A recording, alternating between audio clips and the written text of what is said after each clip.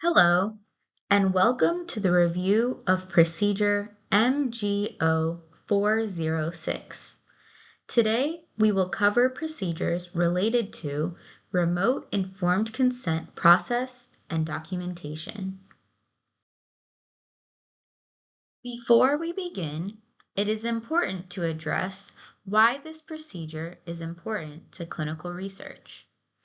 The purpose of this procedure is to outline the procedures, responsibilities, and documentation requirements to ensure that informed consent obtained outside of in-person settings upholds ethical standards, protects participant rights, and complies with applicable regulatory requirements, institutional policies, and good clinical practice guidelines.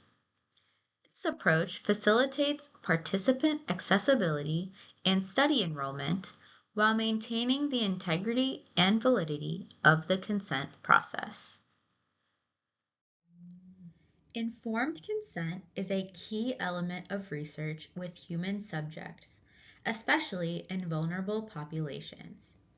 As such, it is important to identify those who are responsible for the process's correct implementation.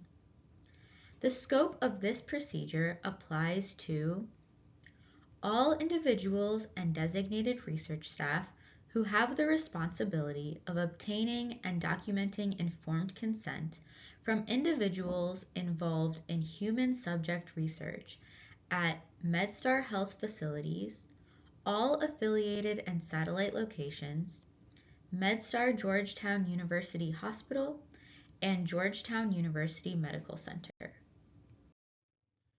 Throughout this presentation, there are many key terms that will be utilized.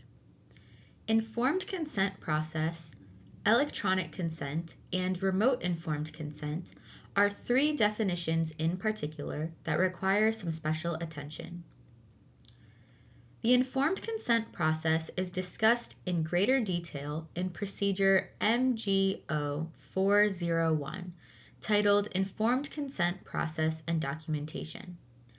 Electronic consent is the use of electronic systems and processes to convey information related to a clinical trial or medical procedure and to obtain informed consent from a subject or legally authorized representative.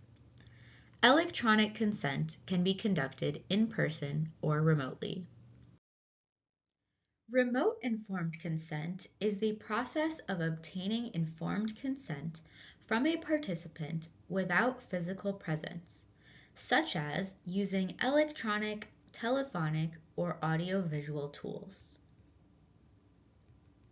Additional terms that will not be defined in this training include impartial witness, institutional review board, legally authorized representative or surrogate decision maker, investigator, and principal investigator. If you are unfamiliar with any of these terms, please take a moment to pause this video and visit the MedStar Georgetown Glossary to obtain the definition of the unfamiliar terms.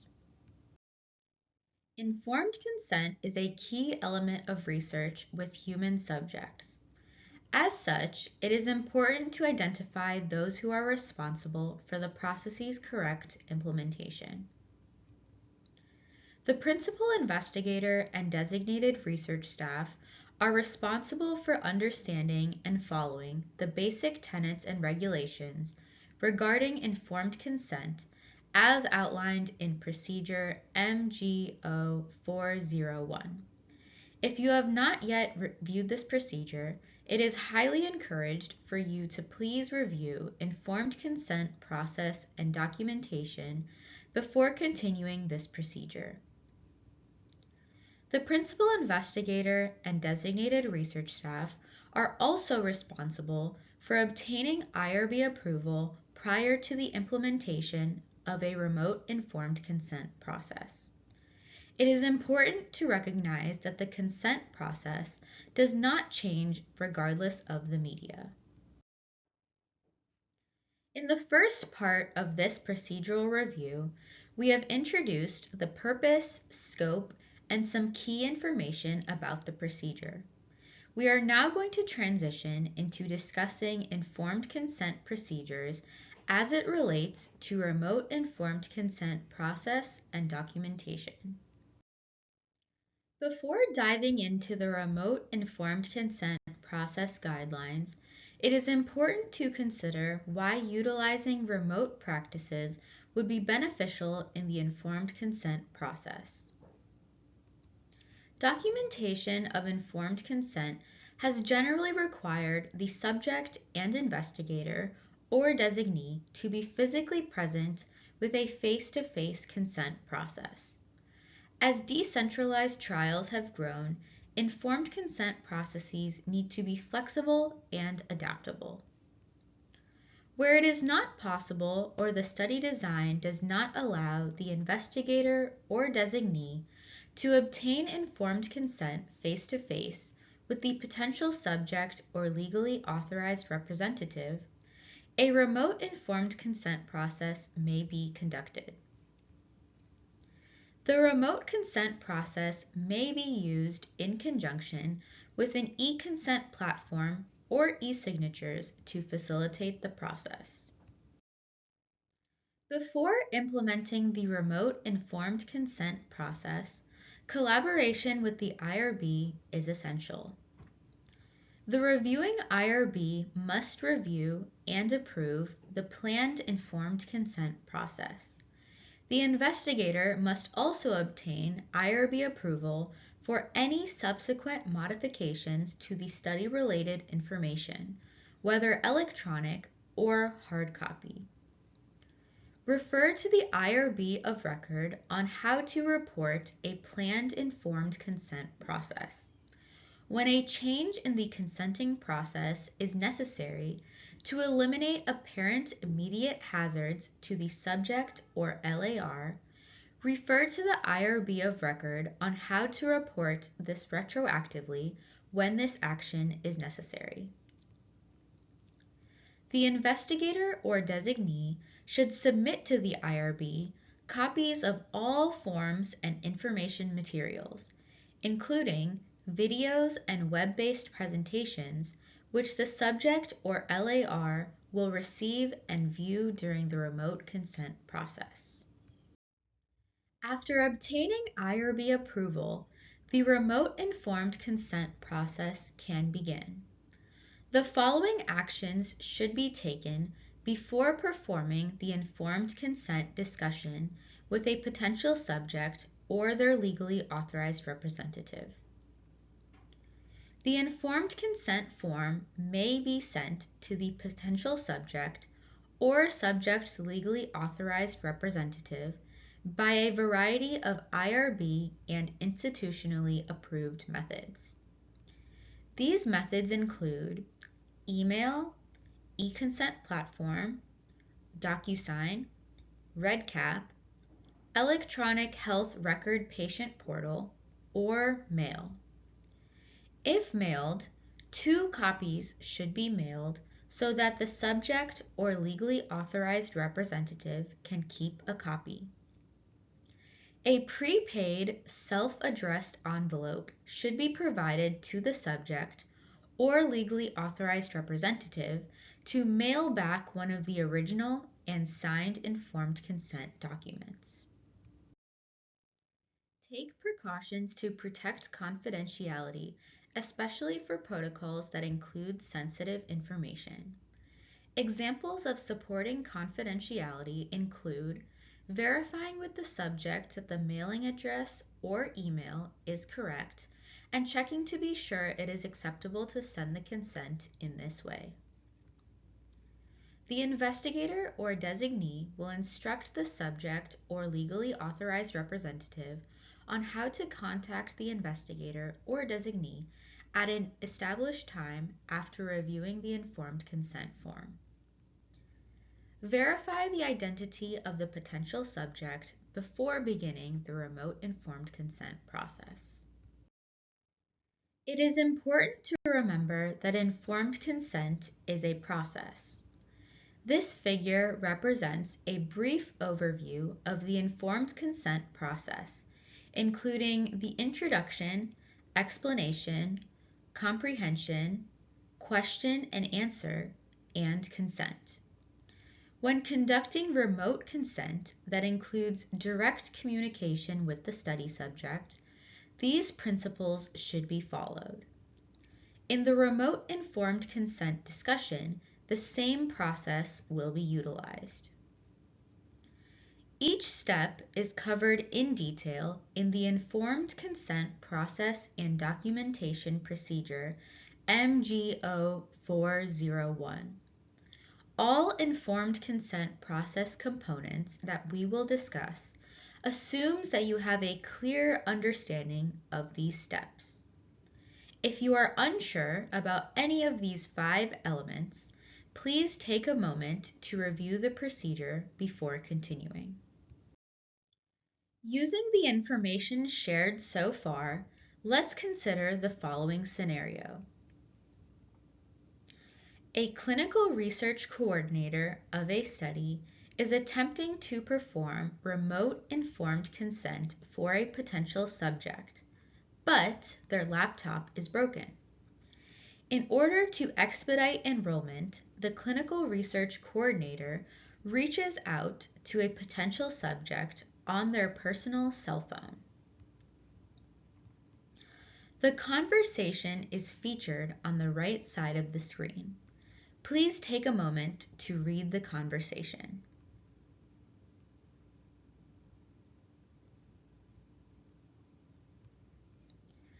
Did the clinical research coordinator make the right decision? Pause the video and on a scratch piece of paper, answer the question with your reasoning.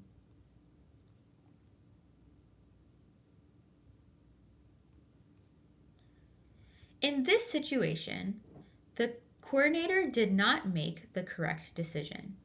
There are several reasons for why this action did not follow appropriate protocol.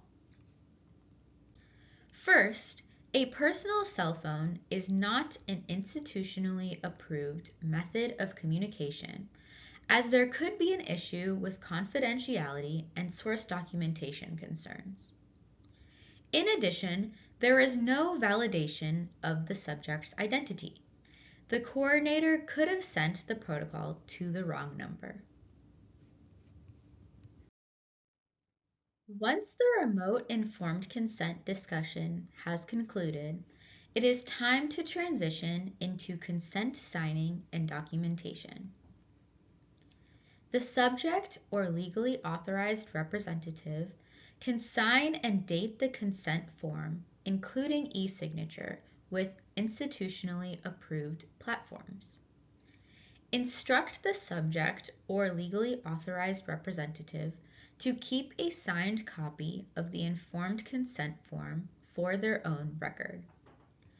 Options for returning the document to the investigator or designee may include returning it through a secure email account or uploading it to a secure cloud storage, mailing it to the study team, or downloading it from the eConsent or e-signature platform after the process is complete.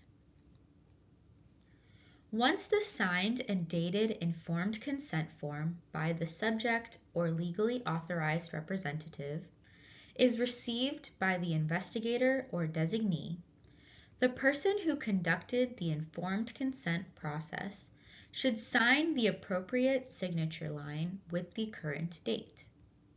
This is the date that the investigator or designee received the informed consent form to sign, not the date they consented the subject or legally authorized representative.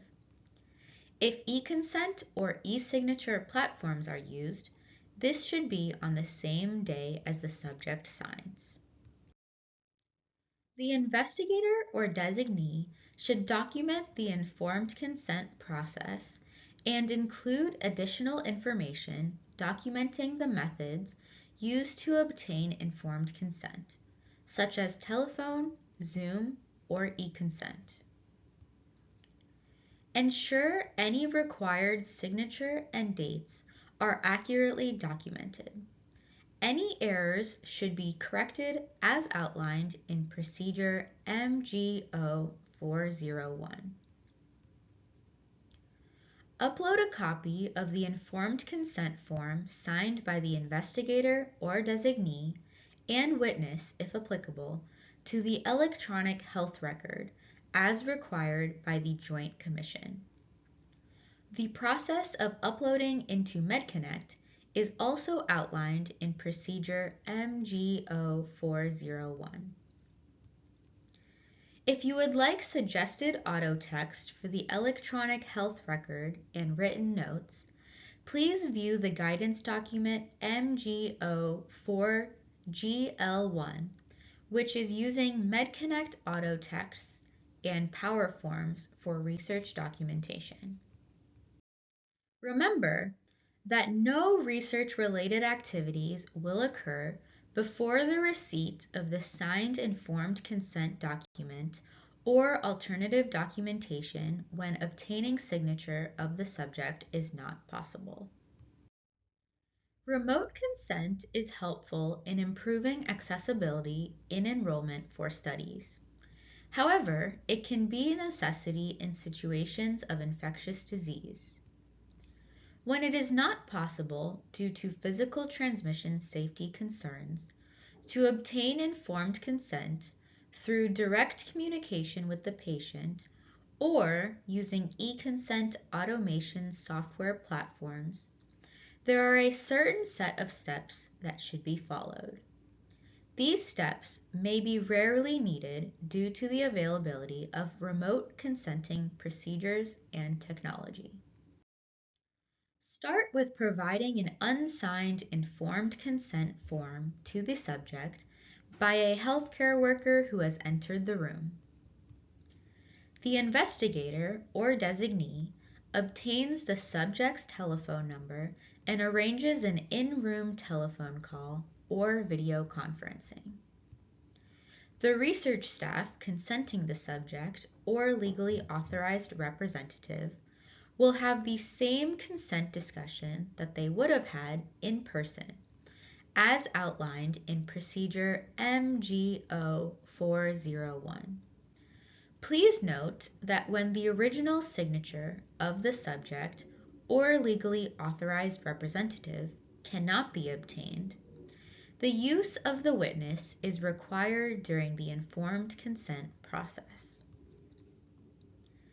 If the informed consent form cannot be collected from the subject due to potential contamination of the document by infectious material and included in study records, the Food and Drug Administration and the Office for Human Research Protections considers an attestation or photograph of the informed consent form acceptable to provide documentation that the patient signed the informed consent form.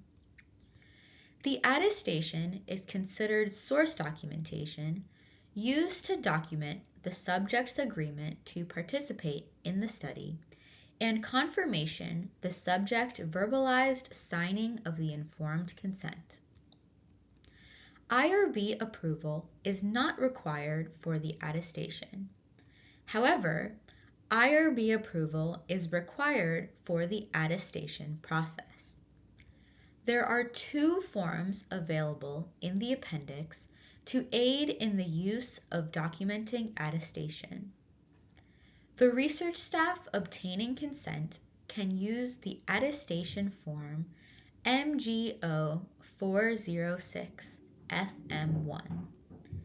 The impartial witness who participated in the telephone call or video conference during the consent process can use the attestation form MG-O-406 FM2. Here is an image of the form MG-O-406 FM1. This form can be used by the person obtaining consent attestation.